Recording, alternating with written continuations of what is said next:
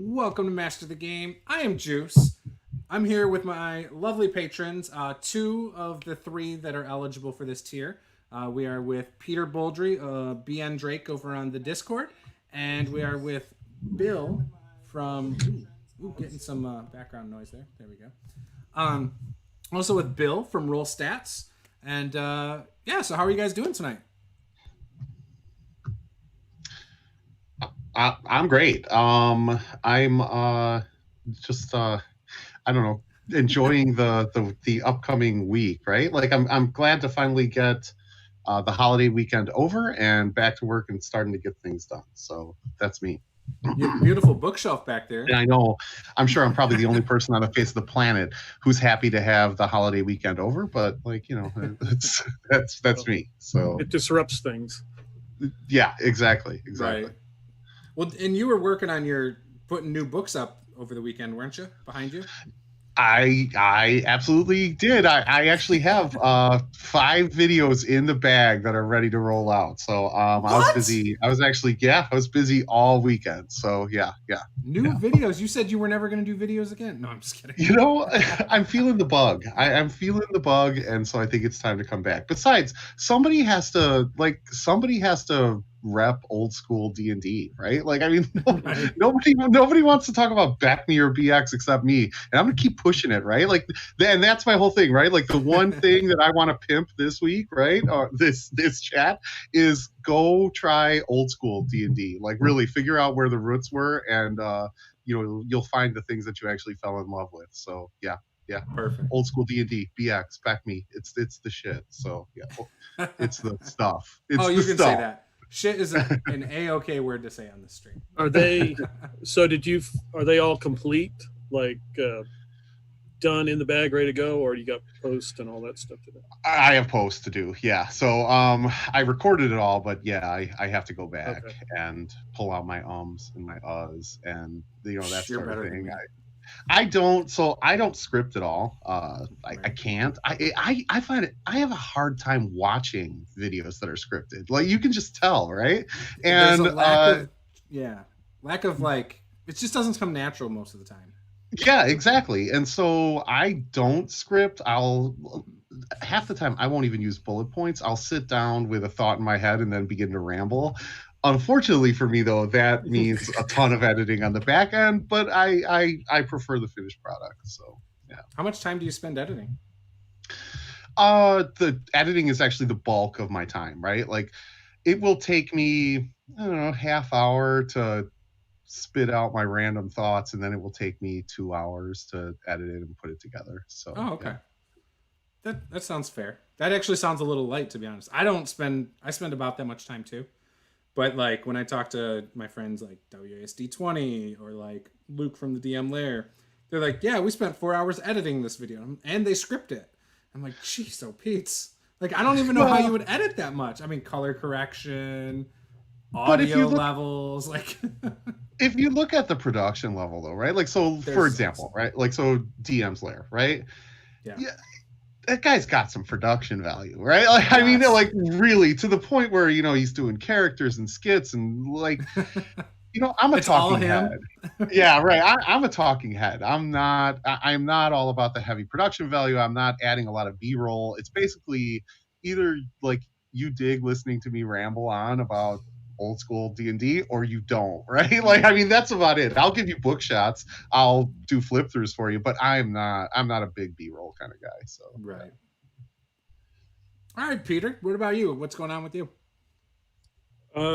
Just got a game tonight, and just getting ready for the Thursday game that I run. So I've been listening, watching the video, the 4+ hours, making notes. That makes sense. And you put all yours up on YouTube as well, don't you? Yeah, I used to meticulously go through and cut all that stuff out. And that just became so tedious and took me so long that I had to resist the urge, because I would sit there for hours and hours. Right. So now I just go through, I make a couple notes during the game about a couple parts. Maybe I want to take out like a break or something. And then I try to put the intro in right, because I have a certain intro that I use every time, and then I got to make sure because I've had a player change characters 5 times. So, did he die this last game? Is this his new character? Let me put that in. Let me insert the new character here. Yeah, I know. You could just fudge your dice rolls. No, I don't. I knew Bill was going to do that. I was baiting Bill. I'm sorry. You never. No, I don't fudge dice rolls either. So I used to. I didn't understand the sanctity of the dice rolls. And so here, I will say, fudging dice rolls, generally, I think most DMs who fudge dice rolls will fudge in favor of the players. I get that, right? But it takes away. I did both. It takes away your fun as a DM, right? Like, I guess what I'm saying is the dice is what keeps it random, and when you start fudging that, it takes away your fun. Plus, I actually think there's more drama that's added to the game if you're rolling publicly, and then you can't. You legitimately can't fudge dice rolls if you're rolling publicly. So right. Yeah, I used to back in about 2014, 15. I had a character who stacked he just was stacked. Like, he was near impossible to hit. It was 5e. Near impossible to hit without wiping out the rest of the party. And he was kind of a shit talker. So I remember clearly one time going into it, I was like, crit. I don't know what I rolled, but I was like, I crit. Yes. And it's like with max damage. Yeah, right. Yeah. So it wasn't like something weak. So I definitely did that once. I felt, in hindsight, I don't like that I did that. You know what I mean? I should have found other ways to be creative and challenge him. But I felt so taunted, and like, no, you don't taunt your character's god at the table, Right. So, anyways, and I used to do the same thing. Like, if I knew it was going to drop a player occasionally, I'd be like, I don't want to kill them, which, like, 5e, it's hard. It's kind of hard to kill characters. I mean, if the party's working together. And so, again, that's another one of those things. It's like, no, I don't do it anymore. So I probably stopped around then too, because I didn't have as much fun, and ever since then I've had way more fun. Now, I don't roll in the open though, but I don't fudge rolls anymore either. I think most DMs who fudged, first of all, I think most DMs probably fudge dice rolls, right? Even myself, I will occasionally, right? Occasionally, not necessarily fudge a dice roll, but I will roll some dice behind a screen, right? Or behind my laptop or what have you. Yeah. But most of the time I'm rolling in public. And if I do fudge, I generally fudge in the player's favor. I don't think that I've fudged not in the player's favor. The problem with that, though, is once the players realize that you're fudging in their favor, you're taking away their... Yes. Not necessarily player agency, but you're taking away their victory, right? Like it's been nerfed and handed to them, and they don't feel as good about it. So yeah. I found out one of our DMs did that for a long time, and it makes I kind of suspected it when we were playing, because we would have these encounters that were like near impossible, and all of a sudden he'd be like, "Oh, I missed. It's like, you didn't miss that many times. Like, you're going and hitting our squishiest character, and you're missing every time. Come on." Right. Right. And then he basically admitted as much when he was playing with us a couple months ago. We haven't played in a game run by him in a few years, but he admitted to it by explaining to his son that saying that they should fudge dice rolls, and I was like, no. No. So again, whatever people do is up to them, but. You can always kind of tell when the DM is nerfing it. They're not using a legendary action. They're using, this character has decided to forego using its spell abilities, and now it's just you can always kind of tell, or they're not using tactics, or you can kind of tell when a DM is going easy on you. So I legit forget most of the time. Like, I forget to use layer actions, legendary I forget all that stuff, and it's funny, like. Even in game, I've seen people mention it in the chat before, and I'm like, oh, yeah, I forgot they even had those, because I had 2 black dragons against my one party the one time, and they're like, legendary actions, and I was like, oh yeah, how do those work again? I had to like open the book, and I feel like in 5e you have to use legendary actions, otherwise your BBGs just get mowed down, right? Like I think you have to. So, but I was using two adult black dragons against like 3 level 6 characters. So really, no. I could have killed him pretty easily. Well, I think you dropped someone, right? Like, didn't I you dropped drop one. He someone? didn't die though. Okay. And they ended up. So they killed all the orcs except for one, and the orcs were like riding the dragons, like kind of like commanding them, kind of. Sure. Their goal was to destroy a bunch of wagons. That's it. So their goal wasn't to like kill these random adventurers who showed up. Like they're just other people. They were just trying to prevent this. So the bad guy was spreading like a sickness through the lands. There was an ingredient in this forest that was being harvested to get to different cities to protect their crops. So ultimately, they didn't care about killing these peasants. They just wanted to kill that or destroy that, so that again they could spread this and kill far more people in the lands. Sure. So, or enslave them or whatever their plan was. So I didn't think that far ahead, but I knew it was going to be something bad. Hey, by the way, I'm actually rocking some Master of the Game. I'm rocking some Master of the Game gear today. So dude, it showed up. All of it, or just that one? Just one piece showed up. Yeah. You like it? Is it comfortable? Yeah. It's nice. Is it is it the premium tee? Yeah, it's the but it's the not the logo, the Master of the Game with the D20. Yeah. Right, it's the funny text one. I like it. Yeah, so mine's supposed to be here between run out and buy some merch. Yeah. Yeah, I'll let me pull that link up. I'll post it in the chat. Peter, you don't fudge dice rolls, do you? No. You're like, no, not even a question.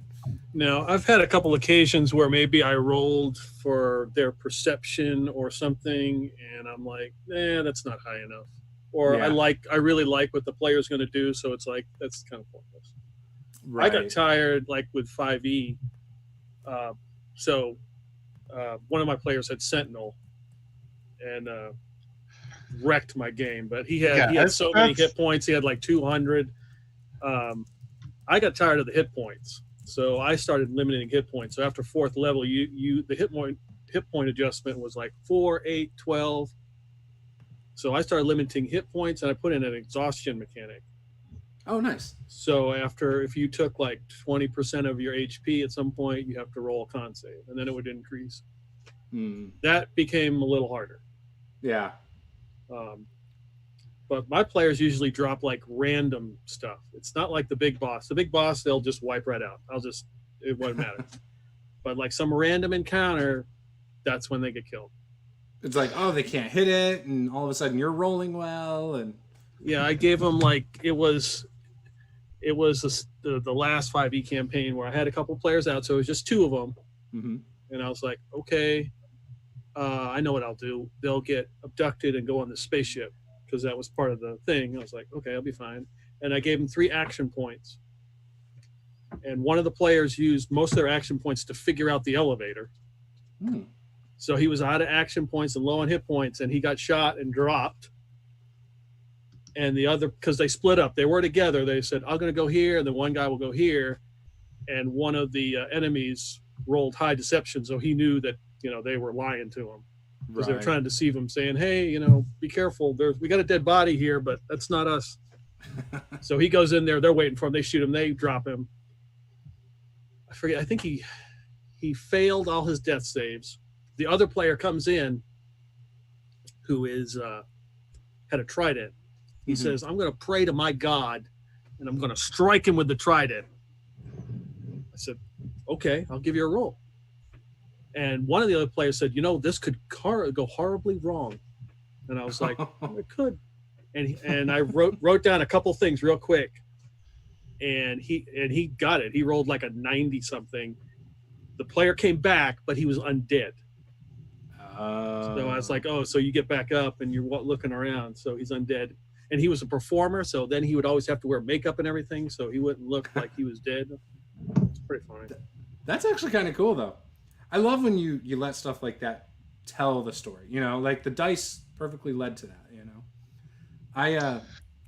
Oh, sorry. Go ahead. Oh no, go ahead. I heard the big breath. You were going to talk. I was just going to say. I was going to say that Drake touched on a really good point. I think, and especially I think when you're rolling publicly, don't ask the players to roll for something that you don't want a random outcome from, right? So right. I guess what I'm saying is you don't necessarily have to make, that history check if you're this learned mage, right? Like you don't necessarily have to make that nature check if you're a ranger or a druid. Don't don't make them roll it, right? Like don't make them make that check, just give it to them. So yeah, I agree with that. Like don't force someone to make a roll if it's impossible, or right. don't force them to make a roll if it's guaranteed. If it should be right, if it's essentially something that they should be able to do. Yeah. So I still roll behind a screen for many other reasons. Like for example, it's too easy for a player to figure out like what a monster's stats are if they see the roll. Things like that are a big deal. I play with people who tend to meta a little bit, and so I try to prevent that as much as possible because I don't want them to meta. Well, but honestly, I think so. They're seeing their rolls. They're going to be able to figure out what the AC is. Oh, sure. Basically, right. But they're always rolling in the open. The AC is not something you can hide. Right. You know what I mean? But I can hide how much their to hit is, or their damage. Like how many dice am I rolling to do damage with their great axe? Right. Like right. It might be a D12. It might be a D12 plus a D8 of necrotic damage with it. Who knows? But that also, and this is what I was saying earlier, it makes it more exciting. I think that actually makes it more exciting for the players because they're expecting, right? They're expecting D8 worth of damage, and then you bust out 2D8 or a D12, and they're like, "Hey, what's going on?" It's not. This is not the bugbear that right? Like, I mean, like this. Yeah, right. The thing I hate though is they'll ask about it. They'll start saying, "Wait, so how's that happen?" Like they question like the mechanics of the game. Then and it's like, no, it doesn't matter. Like you worry about you, I'll worry about this. Yeah. So that's a big reason why for me. These books are a guide. Right. And thank you. It's a framework. Yeah. So the moral of the story is to stop playing with rules lawyers, right? And like. And role play ROLE instead of roll ROLL. So yeah, right. Roll stats. What happened to the play and let play? Come on, man. It is play. It is absolutely play and let play. And if that is the way that you enjoy playing, you totally should play that way. I mean, as long as you're playing the game, I don't care. But plus, I don't necessarily. GM screens look cool. Come on, I just like how they look. Yeah, that's true. It just looks so much cooler. You just like the implied power of sitting behind the screen. That's I am a control freak. I am a control freak, 100%. My wife is too, and so that's why we butt heads so much. Because we both right. So she doesn't like it when I question her either when we're playing D&D, and I'm like, actually, the paladin does not have ritual casting. She hates that. We had a player who did that because they knew a spell could be ritual cast, and then I texted her at the table, and I'm like, ritual casting is not an ability of paladins. They can cast a spell, but they have to use a slot. But whatever you want to do is your choice. Because I don't care what she does. I just want to make sure she knows. Yeah. But it's consistency, right? Like, I mean, you can't do it one way one time and then another way another time. It has to be the same every time. Right. So, yeah. I was looking at watching that video about the tree. You did, they cut the tree down to. Oh yeah, the one I just talked about yesterday or something. Which apparently I got a lot of backlash from one Pathfinder fan on that one. There's subsystems that make it so you can do different things. So he didn't like that I was like, oh, you have a pool of like 50, a DC of 50 that as a pool that then you chisel away at. He hated that. He's like, that's not how the subsystem works. The subsystem is you have one player make like a aiming check to guide the tree, one to cut the tree down, and maybe another one to help like muffle the sound. And so then the combined rolls, if all three succeed, then it kills 3 goblins. If 2 succeed, it kills 2. Like, okay, great. That wasn't the point of the video. Yeah. But sorry, go ahead. I didn't mean to interrupt. I feel like Pathfinder fans love their crunch though, right? Like, I mean, I think that's why you choose Pathfinder, and there's nothing wrong with that, right? Like, if you like crunch, but so I don't think that is necessarily the crowd that wants to hear a creative solution, right? They want to find a solution that is within the confines of the system that has been written. So the subsystem too, I mean, it makes sense and it is easy to rule on the fly, and it gives everybody at the table something to do, which I like. But like, I was trying to come up with something quick on the spot, and the person had asked in the group how they would handle it, and I was like, well, this is how I would do it. And one guy was like, your 5e is showing there's subsystems for that. I was like, so what were you gonna say about the video though, Peter? No, I thought it was really good. It reminded me of a spot I had in my game where they were underwater, and they ran into like a man submarine, like a 1 or 2 man submarine. Yeah. And one of the players has psionic power. This is Stars Without Number. He's like, can I create a pressure field around it and crunch it like a pop can? I'm like, And I had a couple of players like, no, that's not how it works. And I was like, wait a second. You got they're called hustle points. I give them 1, but action point. I said, you got your point left? Yeah. Okay. If you use your point, I'll let you do that. It's not, doesn't change the story. It's not like the epic fight, but I thought it would be cool that he could, crunch this little sub into a little tiny aluminum can. I was like, yeah, you do that. So I thought that was neat. See, I love stuff like that. Like, especially when the player to do something. Like, if it's not ruining anyone's fun at the table, go with it. Like, it's that simple, So I agree. I mean, I think that's what RPGs are for, right? Like, it's not necessarily, it is really about creativity and imagination, right? I mean, it's not necessary. The dice are there to add randomness to whatever it is that you decide, whatever your actions are. But again, I think this is why, I always go back to rules light versus heavy crunch, right? Rules light provides a framework with which you can work in to be able to accomplish anything that you want. Once you begin defining everything that you can do, you're tacitly implying that there are things you can't do, right? Like, and so I think you can do. I think if you can conceive of something, then you should be able to achieve that, right? I mean, and we're not saying automatic success, but everything should be considered, and there should be some way to work out whether or not you can do that, right? So, like, when a rule system is telling you, oh, you can jump exactly 14 feet because your strength modifier is, +3 or something. Like, I know the math doesn't make sense there, but anyways, like. That's when it's like, okay, so what if it's 1 extra foot? I can't make it, and I'm gonna fall to my death. Like, come on, like that's a little too specific, I think, sometimes. But I think, and again, don't get me wrong. For all of you folks out there who love crunchy systems, like I get it, right? Like you're looking for sort of a simulationist game, right? Like you're trying to be as specific as you possibly can, and I totally get that.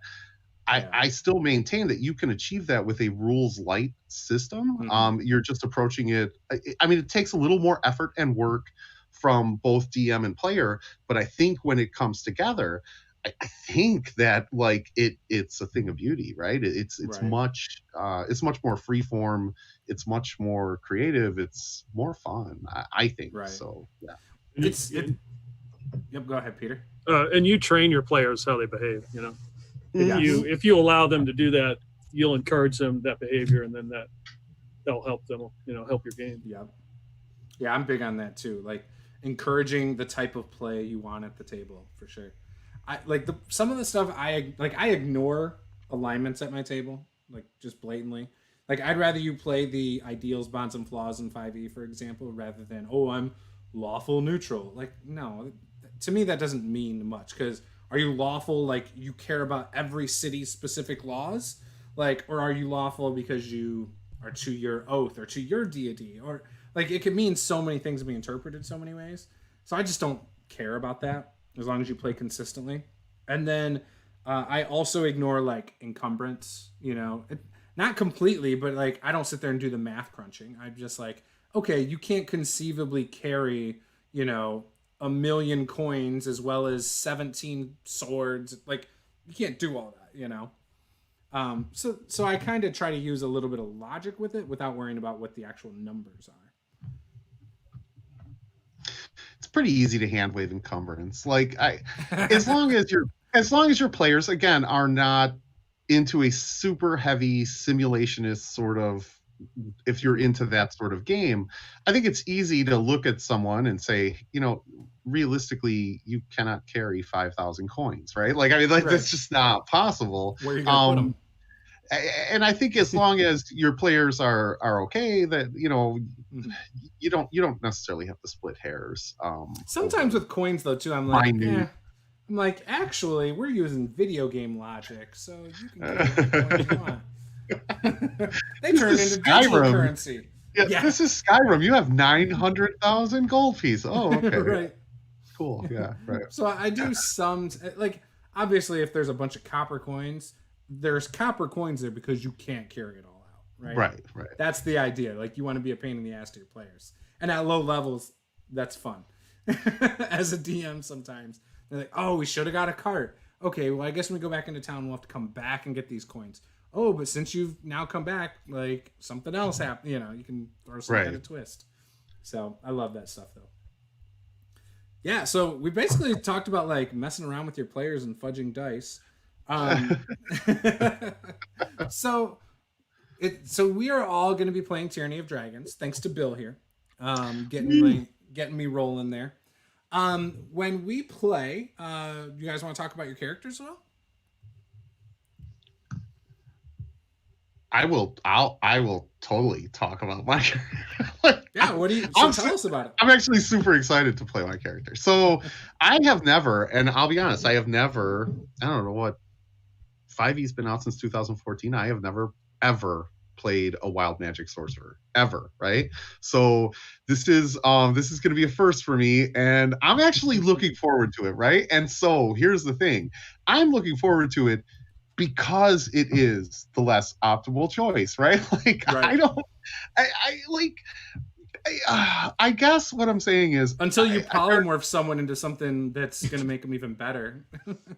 Well, right, yeah, or fireball the entire party, on accident, right? Like, I mean, that also happens. But the whole thing is, like, that just sounds really random and cool. I think that's what makes the game cool, right? Like, that sense of randomness.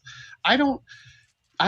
Okay, like, and I've said this before, and I'll say it again. I'm not afraid of player death, right? Like, quite frankly, I think if you've played your entire D&D career and none of your characters have died, then you're doing it wrong, right? Like I don't understand. Or your DM's fudging some dice rolls, dang it. Yeah, right. Like, I don't understand people who I don't understand optimal choice play. I don't understand character optimization. Sure. I don't understand the OP attitude, right? Like, I actually like to play flawed characters. I like to play characters that I like to play characters that are rolled 3d6 down the line. Like, that's my style of play. I dig it.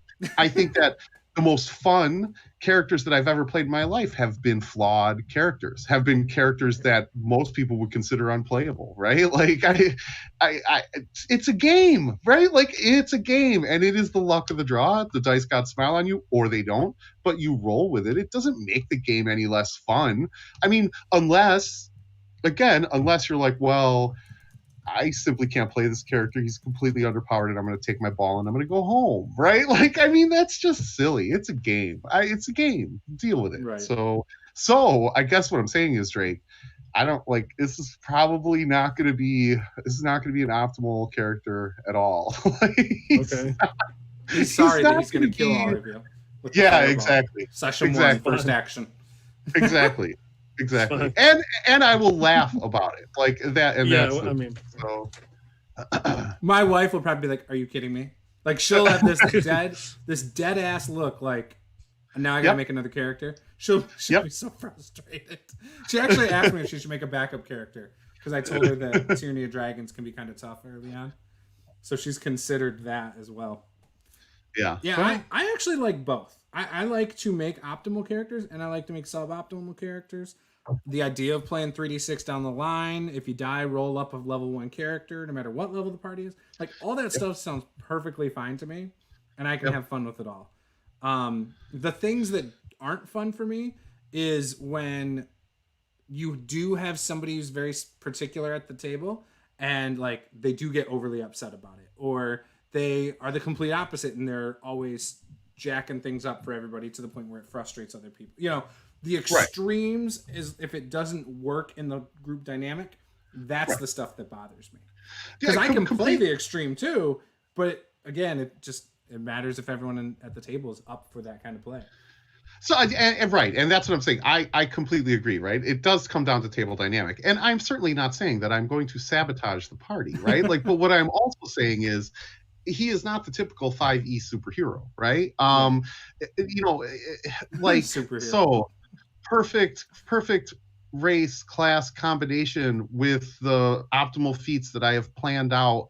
You know, I know exactly when I'm going to take an ASI and when I'm going to take a feat, and you know exactly which magical items that I need to complete my character build. Dude, whatever, man. Like I know I don't play that way.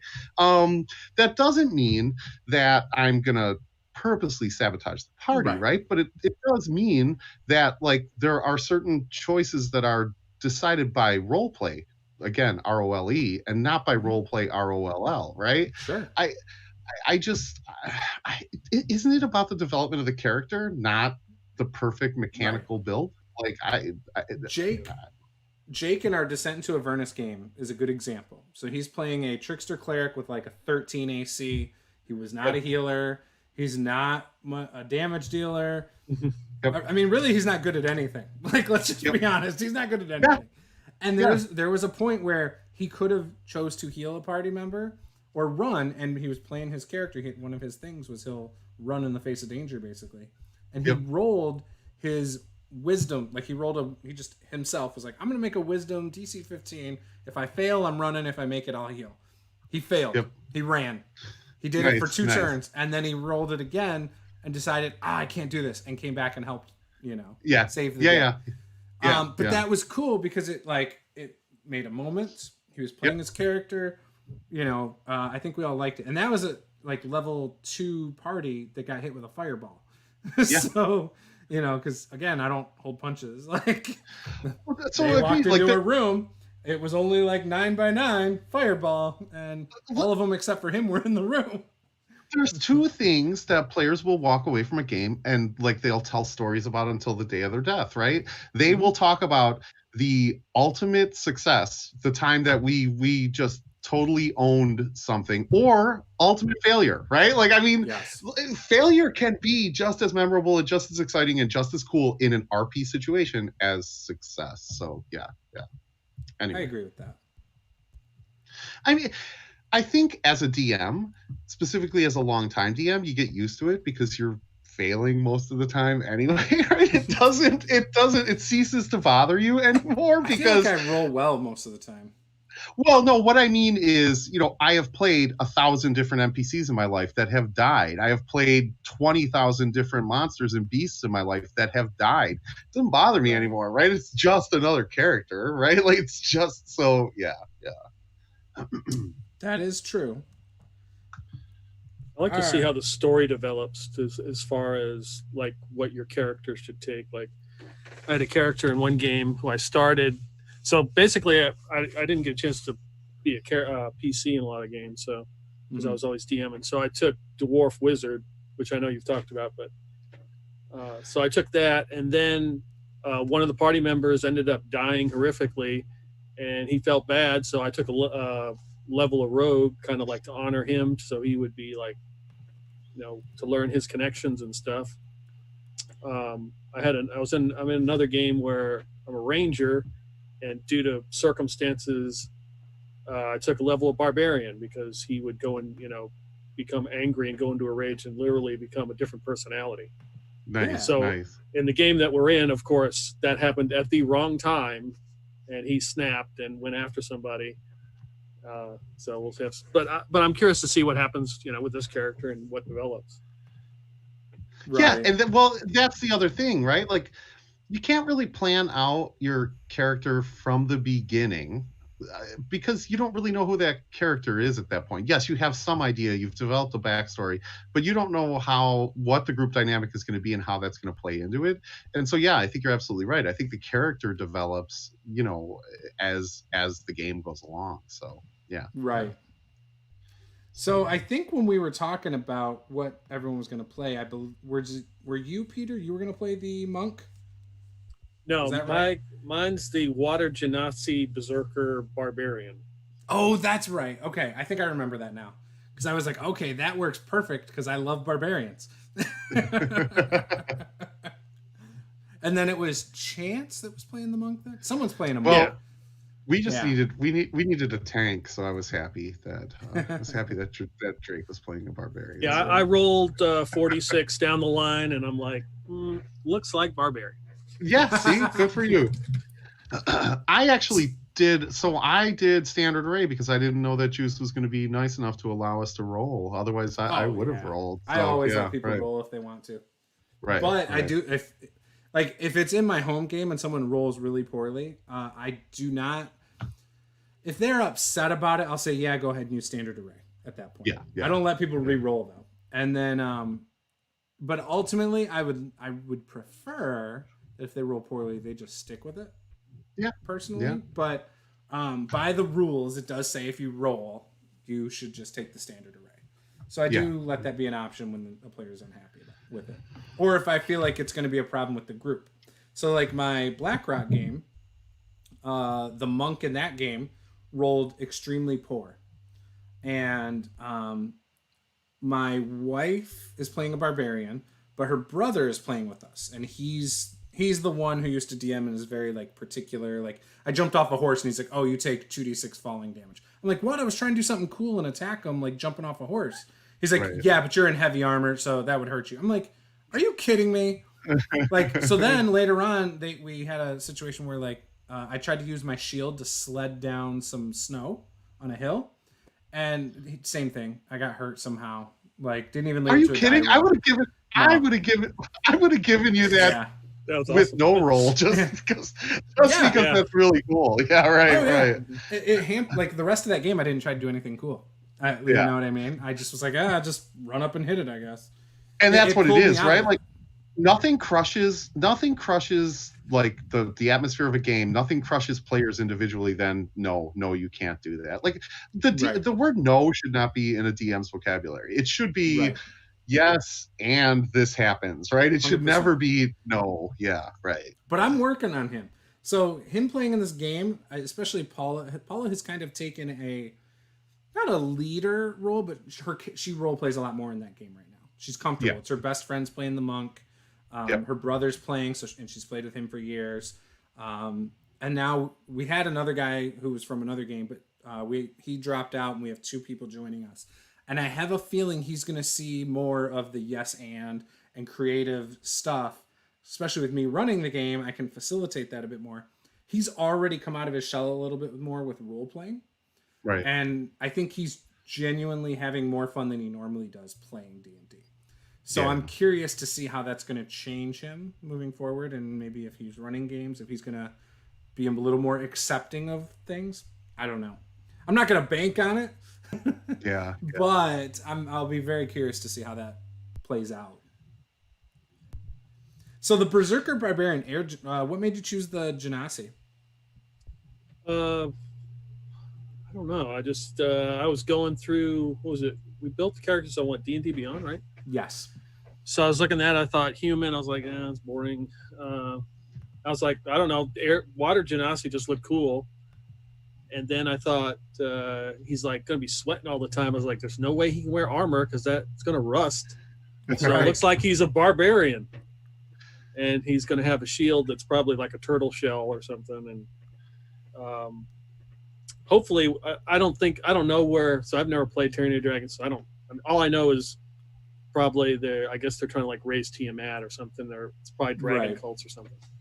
But I wouldn't care. I mean, I don't care about like the whole he can swim or anything. As far as I'm concerned, we could be starting in the desert. That would be even better.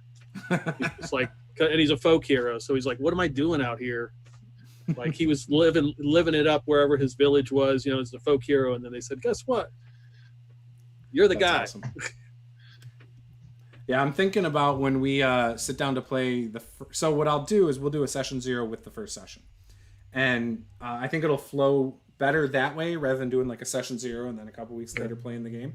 And so what I do in session 0, one, if anyone has any issues with certain things, we talk about that. But then we roll to see how each person knows each other. And as you're doing it, you'll see sometimes someone will be like, oh, cool, maybe we did this. And so then it's like, oh, yeah, and this. And so it seems like people tend to, especially right off of that, role play that first session much better when they have it fresh in their head how they know the other characters. So I'm expecting to see that as well. I'm excited. I think it's going to be a lot of fun. If I didn't get to tattoo at least one character, then like I'm taking my ball and going home, right? Like, it would be hilarious if the very first roll you make does a wild magic surge and it fireballs the whole party and everybody dies. That would probably be the most epic thing to ever happen. But that's what I'm saying. It would be amazing, right? Like people would be talking to people. It would, 10 years from now, you'd be like, remember the time that Bill played that shitty wild magic sorcerer and he nuked the whole party in the first 3 minutes of the game. Like, and that was the end of the stream. No. Right. I almost want to get a group together just to make a 4-minute stream now. Like, hey guys, let's do this. Okay, thanks guys. That was great. That was such a good game. Don't forget to subscribe. Right. 4-minute adventures with Juce. Yes. Oh, I love it. You just fought a Balrog at first level. That did not end well. You moved up to go hit it with your axe, and the heat killed you. It melted you to the ground. Oh, good stuff. Yeah, no. I love stuff like that. Like when I do one shots, a lot of times, if I know the players, I will kill the whole party in the final scene, just because I think it's cool. I did that with Cody from Taking 20 played in a game with me, and a few other people. I think we had 6 players, and at the end of it, they fought a Balrog that was coming through a portal, and the whole idea was that there was a puzzle. There were like these 4 things that were opening the portal. If you broke them, then the portal closed and he was done. And they're like trying to fight it, and then they realize, oh, we should break these things. And once they did, the portal collapsed, but the Balrog was halfway through. So it severed him in half, and then he did that massive fire damage for like 120 feet or whatever it is, and killed them all, except for maybe one person. And Cody went on and was like, so I've never been killed in a party or in a game before. And he did like a video and was like, I've finally been killed. And I was like, loved it. But I love that too, because again, like you were saying, there's a lot of people who've never died playing D&D. It's surprising how many. It is legitimately surprising how many people have never experienced player character death. And I look at them and I'm like, you really haven't played D&D then, right? Like, and I'm not even talking about like Dungeon Crawl Classics where like you roll up 10 characters in the beginning and the one that survives. I'm legitimately talking about someone who's made it past level 5, right? Like, and then dies. That's like people get really upset, or it hasn't like, or they just have never experienced it. And I don't know. Here's what I will say: that can actually be one of the most satisfying character arcs ever, right? Like, yes, it's sad, yes, it's awful, but what makes it really cool, sort of bittersweet, is that it's really cool. Like I like dying a hero, a noble death, a death that's worthy. Like nobody wants to die, falling into a pit trap, right? Like that's not what I'm talking about. But like if you're self-sacrificing, if it's a noble death, that can be the most satisfying character arc that like you'll ever experience. And I think everyone should experience that at least once, right? So you have to fall on the grenade. You have to leap onto the grenade at least once during your D&D career. Otherwise, you haven't really experienced the full spectrum of the game. So I have not died a lot in D&D or in any RPGs. I haven't had to worry about that. But I remember the few times I have. One time was PvP. That was from the Astral. We were playing as Gith, and the idea was you could challenge your way up to the command other players. So each player had a different rank. So you'd have a captain all the way down to like the lowest level person, and it was very militaristic. You told me this story before. Yeah, it was great. So we had it was also the way the game was set up is it was drop in and play. Like if you could play this time, cool. If you couldn't, no problem. Yep. I had one character that died normal, and so I was like, all right, I'm gonna make a new character. And as I did, I was like, okay, I know Gith are like these frail, skinny things, but what if mine looked like Brock Lesnar, like just stacked, like 300 pounds of muscle and tall, and all this stuff, and just rocks a psionic silver greatsword or whatever. And the DM's like, yeah, perfect. And so we worked it up, and the DM's like, hey, I got this name for like your character. It's like it's a word for prodigy. It's called the Prodicarum. Like you are like the chosen one. I was like, oh, perfect. He's like, but because you're new, you're the bottom rank. I was like, oh, okay, no problem. And I went into it. I wasn't challenging anyone. However, my character was very cocky. And so when the captain, like we were picking our horses to ride on, I grabbed one because I was like, oh, what's the biggest one? I want to grab it. So I grabbed it, and the captain character said, I grab it too at the same time. Like trying to establish his dominance. I was like, damn it. I was like, well, I stand firm because I know I'm stronger than him. Because we also had magic items, and so mine was like Hill Giant Strength or something. And anyways, so that made the one character go, So then we had to get a point where we're climbing a hill or a mountain, and we're on ropes. My sword's on my back. I can't do anything. And I'm the last one because you went in order. And the captain came over and cut the rope. But I was a barbarian that gets that dex save thing. Right. If you can see it, you can do the dex save. So I did that, made it. And so then that was my turn. Well, then it comes back to his turn. He grabs my sword, so I have no weapon. And then he misty stepped away because he was a paladin. Then he misty stepped back, smited me, then misty stepped away. like it was so annoying. And then I died. So that one sucked because we spent time like into the backstory and everything, and I was dead within like 30 to 45 minutes. But I remember it really, really well. And then I remember another death where I was playing a barbarian halfling. It's one of my favorite builds to do. And we were playing Out of the Abyss for Adventurers League with one of my friends on the other side of the state. And there's like a scene where there's webs, and I went out there and somehow I fell. And he like threw me a bone and said, all right, you hit multiple webs so you don't die from the fall, but you land on a cliff. Well, in the middle of nowhere, there's this treasure chest on this cliff. I was like, oh, I open it. So I get attacked by a mimic. It's just a mimic hanging out. And I died. Well, I forgot that I was raging. And I didn't realize it until like I had got home that night. And I sent him a message. I was like, so I shouldn't have died because I forgot I had I had resistance. But it was still cool. But I remember those two deaths very fondly. Well, one of them. Right. Dying's not that bad. Wow, right. I sound really fatalistic tonight. But like, I mean, two of annihilation, I was turned to stone. And was like, all right, cool, let's make a new character. Yeah. I had a player in a game who they retired their first character, but they're on their second, which was a barbarian. I think the dwarf barbarian, but he was the chosen one.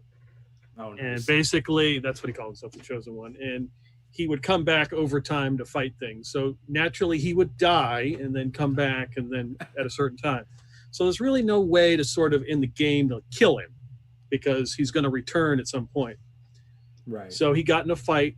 Because he would normally just run right into battle. He was, winded. This whatever he was fighting killed him, and he ends up with his god, and his god opens a door and shows him his family, and says, "You can go and see them, or you can go back. I'm going to give you a choice." And he went and chose his family, and the players couldn't revive him. It was pretty cool. Yeah, I dig that stuff. I always think that's way cooler. That's the other thing too. So in my games, I've had players that were really upset about dying, right? I don't want people to think that death has to be final in my games either. Like if someone really is attached to their character or not satisfied with the death, there might be a chance that they get resurrected, or rather than dying, maybe they're in limbo and the players can rescue them from limbo, or something. Maybe their deity steps in and there's something that happens there.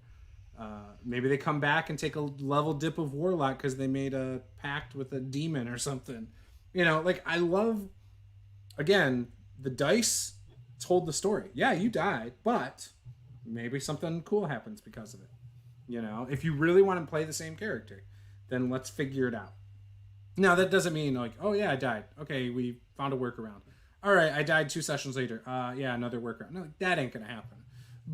But you know, one get out of jail free card per campaign, maybe I'd be cool with, or a TPK even. Like that's even better. You get a TPK, say in Tyranny of Dragons from a fireball, and your wild mage blowing everyone up. Yeah, it's not gonna happen.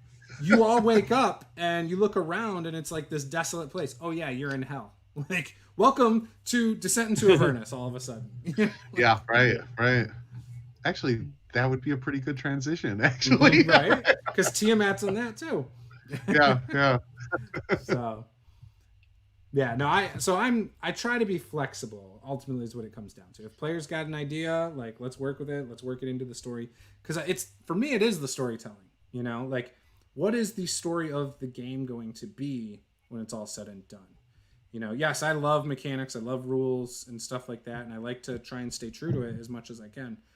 But story trumps all that in my mind, you know. So completely agreed. And I think from a DM's perspective, if my player has not fully explored their character arc, right? In other words, if there's still more story to be told, they haven't, you know, they essentially haven't reached the end of they haven't reached the zenith of their story arc for this particular character. Yeah, you're going to work something out. If though, you know, you just want to hold on to your character because again, he's super OP and you know, I'm sorry. Like there has to be some sort of story arc there, right? Like you have to be exploring that character. There has to be a reason you want to hold on to that character. I'm not done exploring, you know, this character.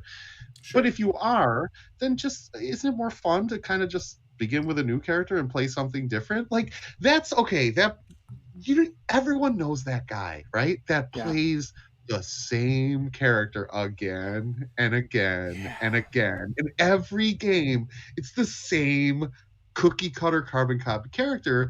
And I mean, I guess maybe you're comfortable playing that character, or you know the mechanics of that character, or whatever it is, right? Like, but man, that's got to be boring after a while, right? Like you can't, you just want to play the same thing. I get tired of playing when I've played campaigns, I've grown tired of the characters I'm playing. Usually around like session 8, like 7 or 8, I'm usually tired. And unless you get like, oh gosh, now I'm making myself sound bad, but if I get cool magic items or we progress quicker in levels, like because again, it changes a little bit about the character. It changes the mechanics.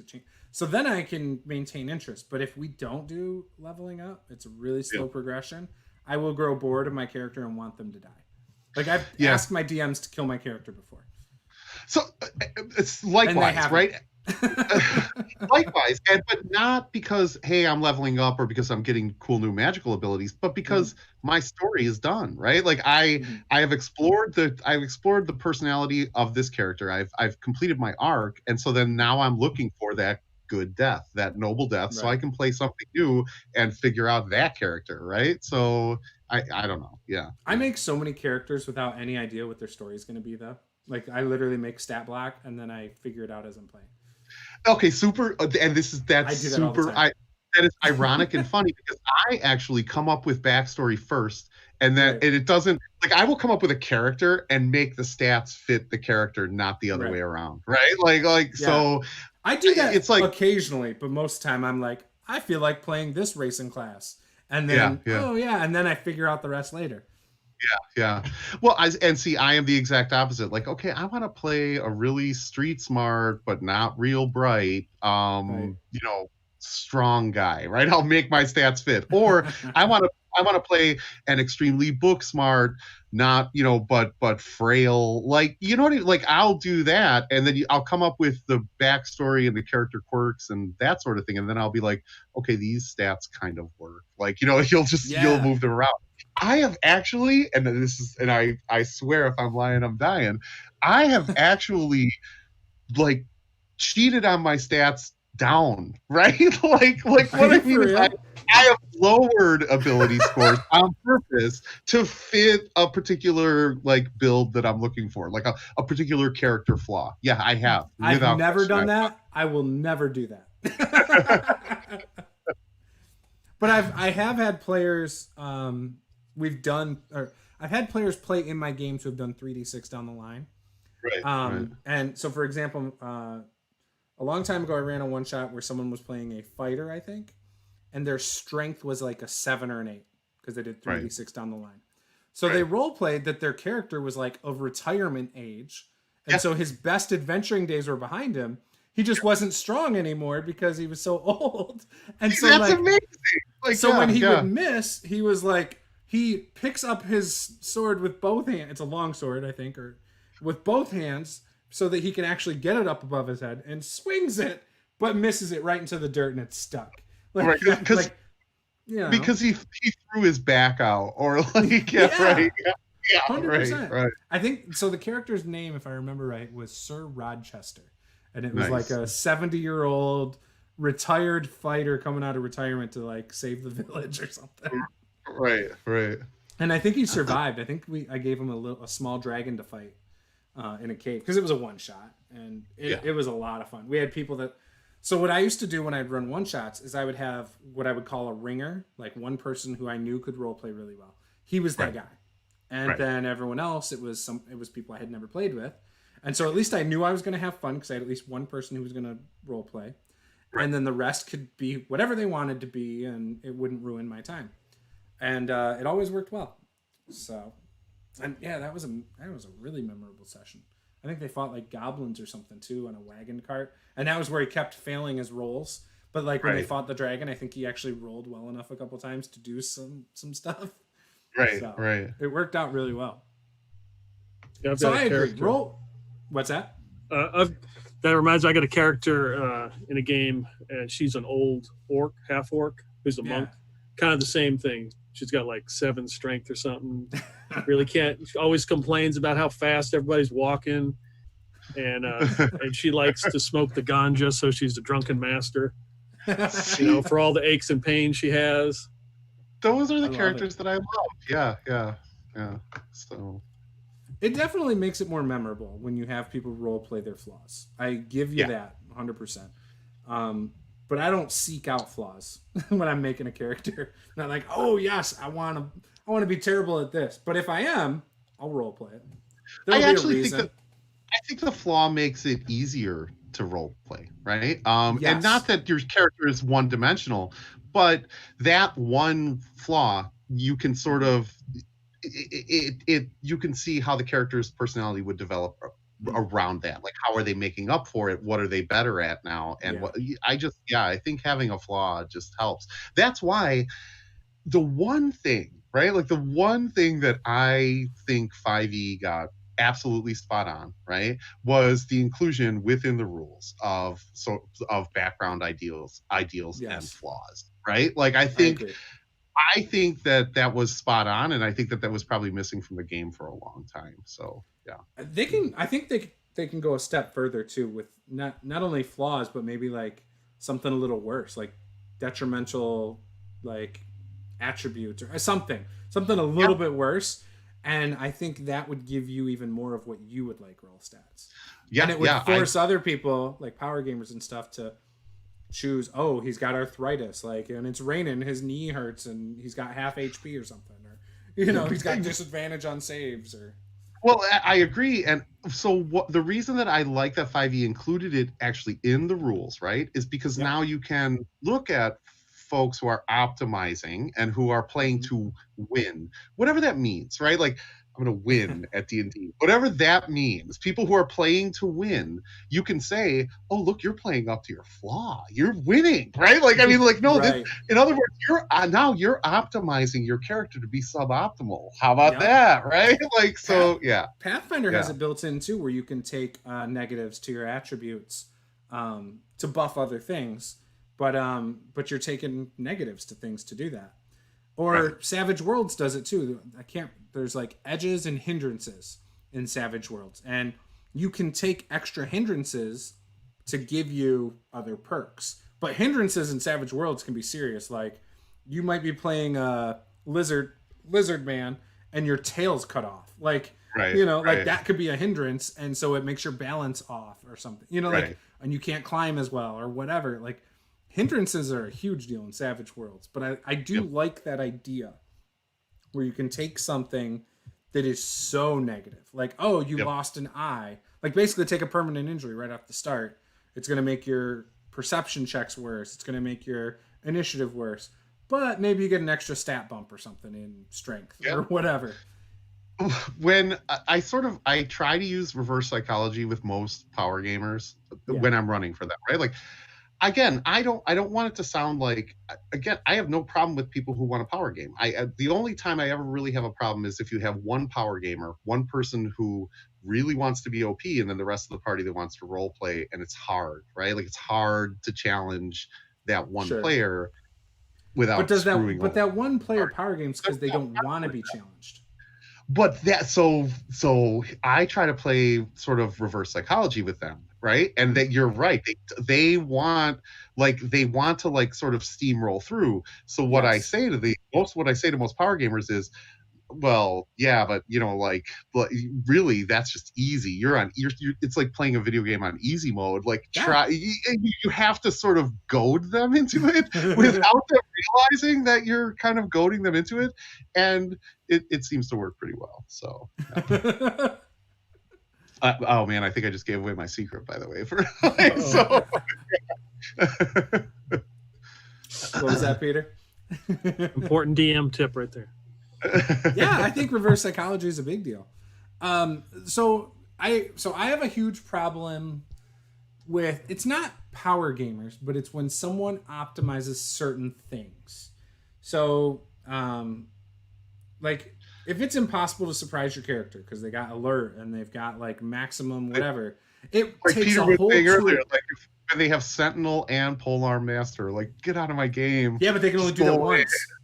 So if you throw 3 guys at them, 2 of them are getting by. But yeah, like there's a workaround for stuff like that. But like armor class of 23, like there's no workaround for that. You have to roll high to hit that. Like, so the only way to do that is to throw huge monsters at them that have like a plus 11 to hit or a plus 9 to hit or whatever.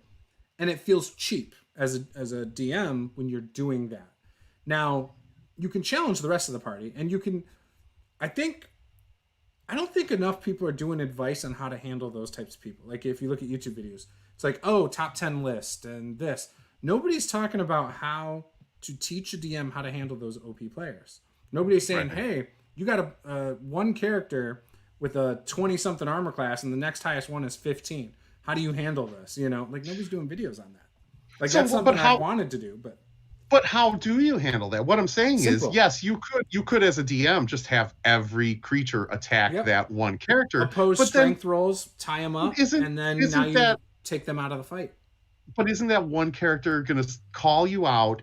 Isn't that one character going to call you out on that after too long? Sure. And aren't the other people in the party, aren't the other players going to kind of feel neglected, right? Like this is a PvP with the DM versus this OP player. So what are we? I don't think so.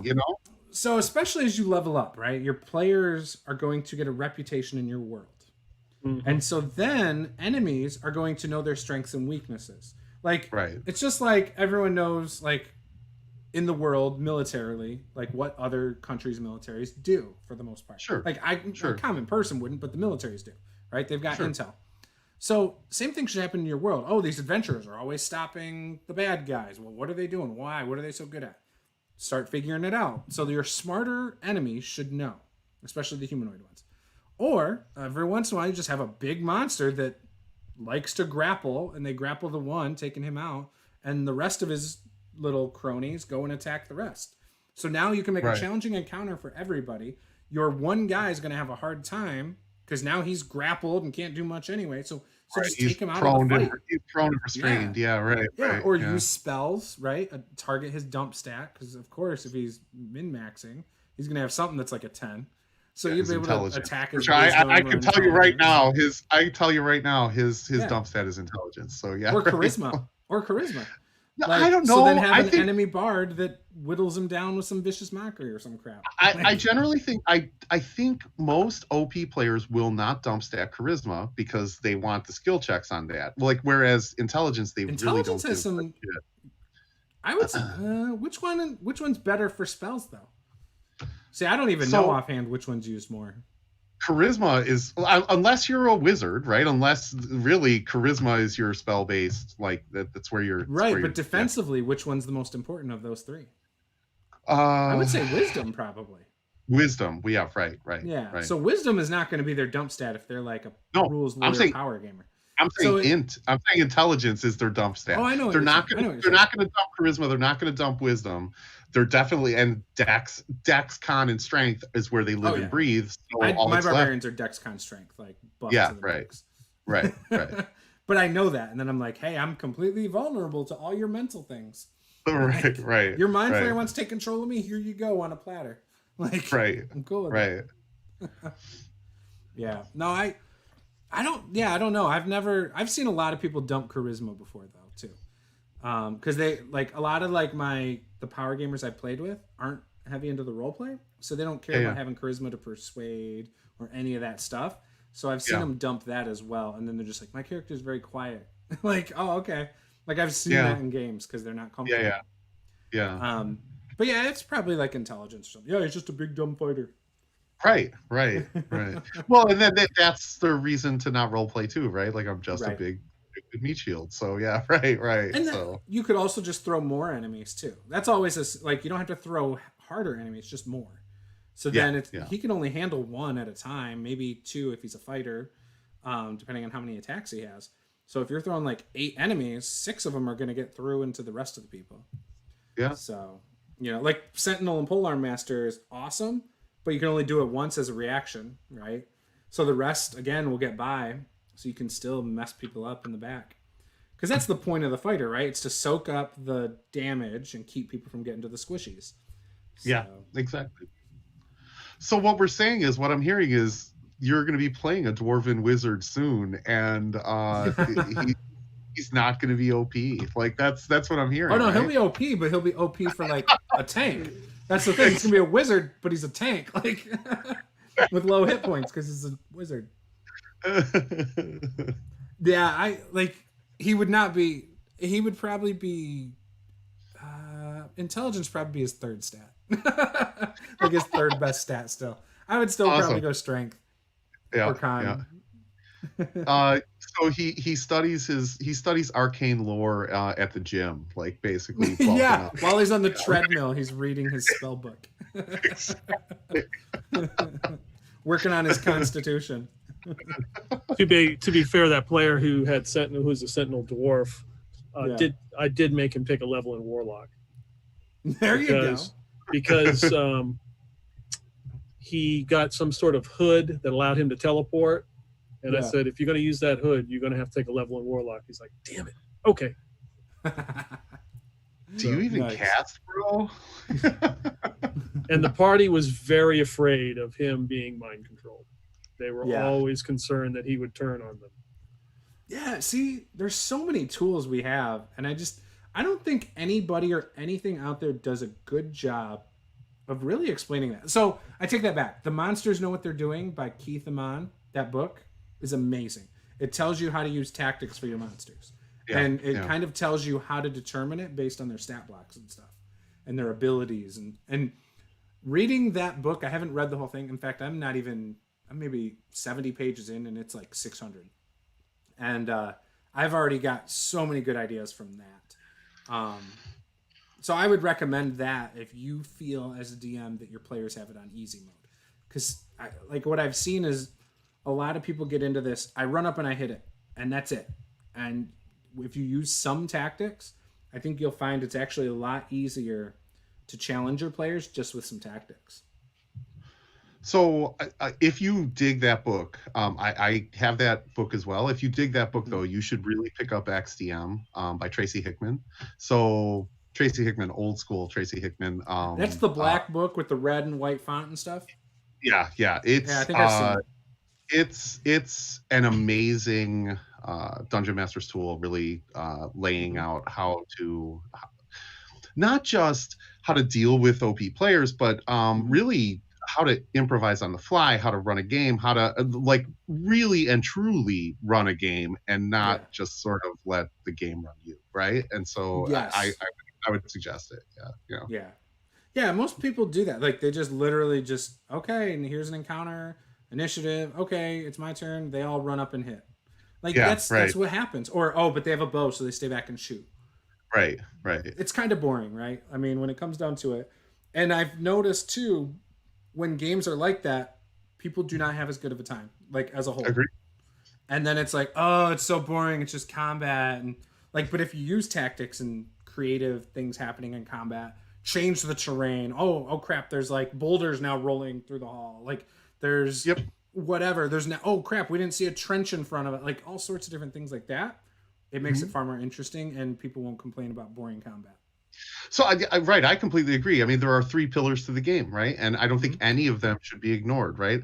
Just as much, and I don't want people to think that I, live and breathe just in that social pillar. I love that social pillar, but like that social pillar doesn't work, right? Like that doesn't work unless there's combat and exploration as well, right? Like you kind of social can cross into combat too. That's the thing too. People fail to do that as well. Well, yeah, I mean, you can certainly have, obviously there can be adversarial, social encounters that turn into combat. I also think that people don't realize, I don't think that people realize the benefit of randomness and dice rolls in social encounters. And I don't just necessarily mean, players rolling skill checks, like relying on their charisma, right, to persuade or intimidate or what have you. I think that, again, as a DM, it can be really fun to roll for reaction, right? Like what I miss, I'm going to go back to BX again, right? I'm going to go back to Becky. What I miss is that the morale factor, right? Like morale used to be baked into the game. Not every monster.